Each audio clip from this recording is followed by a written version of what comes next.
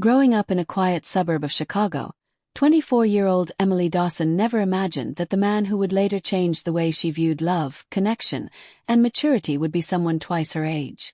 A recent college graduate with a degree in communications, Emily had been navigating the uncertainty of adult life, juggling part-time jobs, living with roommates, and swiping through dating apps filled with guys her own age who seemed more interested in temporary thrills than meaningful relationships. Her friends, like most in their 20s, often talked about their ideal type: tall, athletic, spontaneous. But Emily had always found herself more intrigued by the quiet confidence and composed demeanor of older men. It wasn't something she talked about often. When she did, she was met with raised eyebrows or teasing. One Sunday afternoon, at a local community business networking event, Emily was helping out her aunt, who ran a small floral shop, by manning her vendor table. That's when she first saw Michael Carter. He wasn't loud or flashy. In fact, he moved through the room with a calm, effortless confidence. At 48, Michael was a successful architect, known locally for renovating historic buildings with modern sustainability. He walked up to her table and complimented the flower arrangement not with a generic "these are nice," but with an observation: "You've combined Queen Anne's lace with ranunculus. That's a rare but beautiful pairing, unexpected and elegant." Emily smiled, taken aback. Most people just asked for prices. "Thanks," she replied. "You know your flowers. My mother was a botanist. I grew up around them," he said. His voice was deep but gentle, and he didn't check his phone once during their entire 5-minute conversation. That alone impressed her. Her peers could barely hold eye contact that long. As the event progressed, Michael returned to the table with a cup of herbal tea and offered it to her. "You've been standing for a while. Figured you could use something warm." It wasn't flirtatious, it was thoughtful. That small act, subtle and grounded, made a lasting impression. Later that evening, Emily looked him up online. He wasn't married.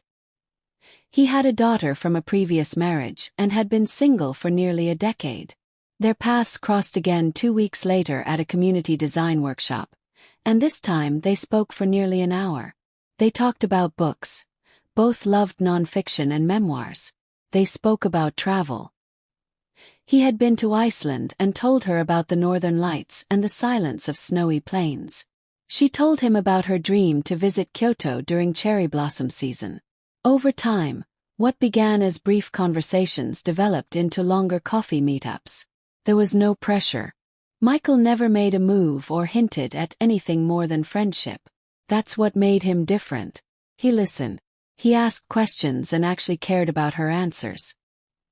He didn't pretend to be cool or try to speak in slang or dress in youthful fashion to impress her. He was just him. And that authenticity made her feel safe, seen, and respected. People often ask why younger women are sometimes drawn to older men. The answer, at least for Emily, was never about money or some fantasy of being spoiled. It was about the emotional steadiness, the ability to be present, the sense of purpose older men carried that many younger guys hadn't grown into yet. One evening, after attending a local art exhibit together, they sat on a bench by Lake Michigan. The moonlight danced on the water, and the city lights glittered behind them. Emily turned to him and said, "You know what I admire most about you? You never try to prove anything. You just are." Michael smiled gently. "That's one thing age teaches you. You stop trying to impress and start living truthfully." It wasn't long before their connection evolved, but not in some wild, impulsive way. It was gradual, thoughtful, intentional. They spent time with each other's friends, discussed boundaries, values, and what the future might look like. He respected her independence. She admired his wisdom. And despite the age gap, their emotional wavelength aligned. Of course, not everyone understood. At a friend's birthday party, one of Emily's college friends pulled her aside and asked, "Why him? He's almost 50. Emily didn't flinch. "Because he makes me feel heard. He doesn't play games. He shows up when he says he will. And he challenges me to grow, not shrink." Age gap relationships often raise eyebrows, but the truth is, Mutual respect, shared values, and emotional safety transcend age. It wasn't about one person rescuing the other. It wasn't a power imbalance. In fact, both had something to teach and something to learn. Michael introduced Emily to classical music, slow mornings, and the importance of patience. Emily reintroduced him to spontaneity, curiosity, and the beauty of starting anew. There was one evening that stood out vividly. They were at a small jazz club, seated near the stage, swaying gently to a live performance. As the saxophonist played a soulful melody, Michael leaned over and whispered, "I never thought I'd feel this alive again." Emily touched his hand. "You make me feel like my heart has room to grow." He squeezed her hand and said, "That's because you're watering it with intention." The relationship wasn't without its challenges. His daughter Claire, who was 22, initially struggled with the news. "She's just 2 years older than me," Claire had said. Michael didn't defend himself.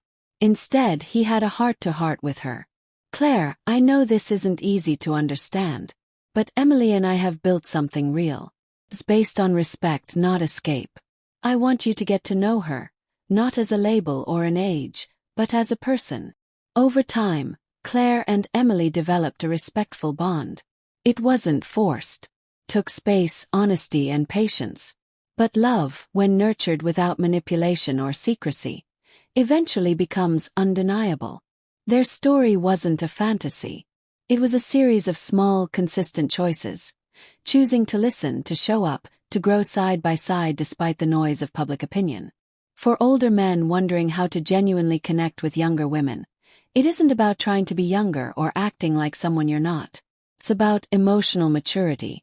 Confidence without arrogance. Presence without pressure. And perhaps most importantly, patience. Women like Emily aren't looking for someone to rescue them or fund their lifestyles. They're looking for someone who sees them beyond filters and appearances. Someone who understands that love is more about shared silence than flashy declarations. Michael never rushed the process. He never assumed. He let Emily take the lead when she needed to. He shared his world without expecting her to conform. That balance, of offering without demanding, was the very thing that made her lean in closer. Years later, as they sat on the porch of their Vermont cottage, sipping coffee while watching the autumn leaves turn gold and amber, Emily looked over at Michael, who was now 55. She was nearing 32. "Do you ever regret anything?" she asked softly. "Only the years I wasted thinking I'd already lived my best chapters," he replied, brushing a leaf from her hair. And she smiled, knowing that the real magic between them was never about age. It was about energy, alignment, a meeting of two people at the right moment in time, both ready to be seen. Because in the end, age gaps mean nothing when hearts are aligned, and the man is emotionally available enough to notice the quiet needs most others miss.